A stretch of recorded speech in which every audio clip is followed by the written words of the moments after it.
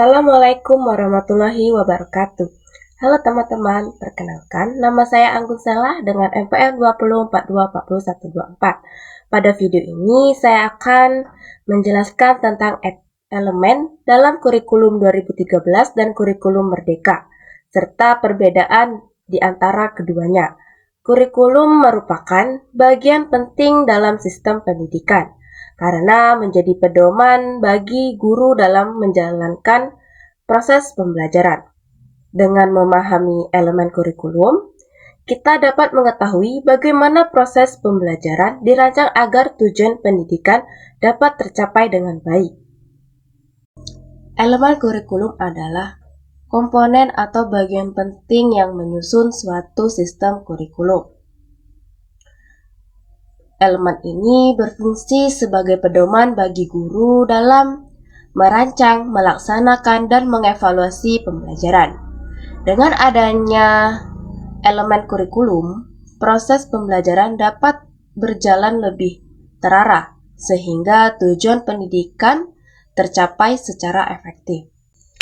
Secara umum, kurikulum dapat dipahami sebagai seperangkat rencana atau sistem yang berisi tujuan, materi, dan proses pembelajaran yang digunakan dalam kegiatan belajar mengajar. Menurut Murray Flynn, kurikulum merupakan pengalaman belajar yang dirancang oleh lembaga pendidikan dan diberikan kepada siswa. Oleh karena itu, pengembangan kurikulum perlu disesuaikan dengan perkembangan zaman, kebutuhan pendidikan, dan dunia kerja.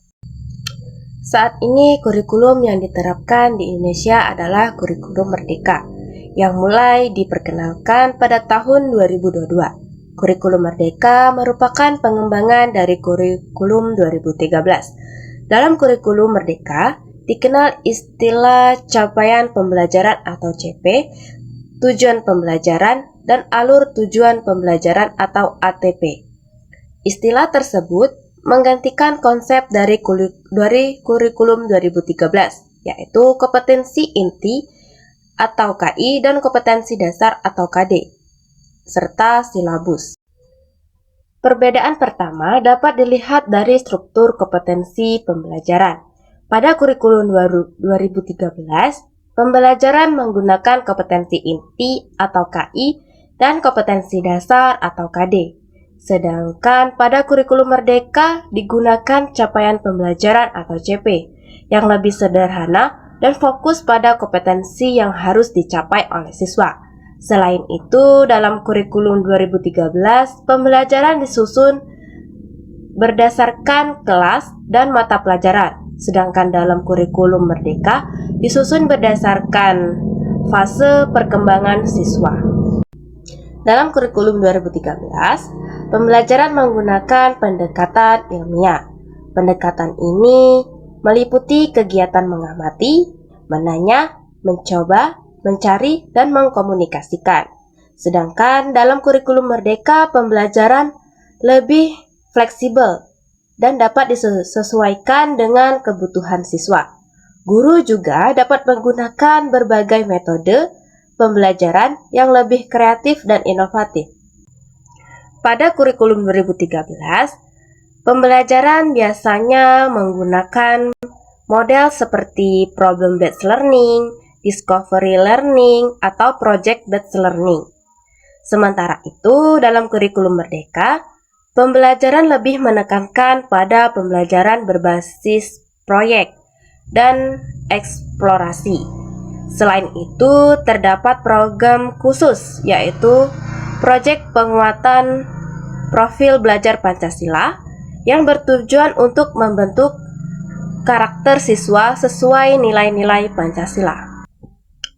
Dalam kurikulum 2013, fokus pembelajaran adalah pada pengembangan sikap, pengetahuan, dan keterampilan siswa. Sedangkan dalam kurikulum Merdeka, pembelajaran lebih menekankan pada pengembangan kompetensi, karakter, kreativitas, dan kemandirian siswa. Guru juga diberi kebebasan yang lebih besar dalam merancang pembelajaran sehingga proses belajar dapat menyesuaikan dalam kebutuhan dan potensi peserta didik. Jadi, dari penjelasan tersebut dapat kita simpulkan bahwa elemen kurikulum memiliki peran yang sangat penting dalam mengatur jalannya proses pendidikan, baik kurikulum 2013 maupun kurikulum Merdeka. Sama-sama bertujuan untuk meningkatkan kualitas pembelajaran, hanya saja pendekatan yang digunakan memiliki beberapa perbedaan. Demikian penjelasan singkat mengenai elemen kurikulum 2013 dan elemen kurikulum Merdeka. Semoga materi ini dapat menambah pemahaman kita tentang perkembangan kurikulum di Indonesia. Sekian, saya akhiri. Wassalamualaikum warahmatullahi wabarakatuh.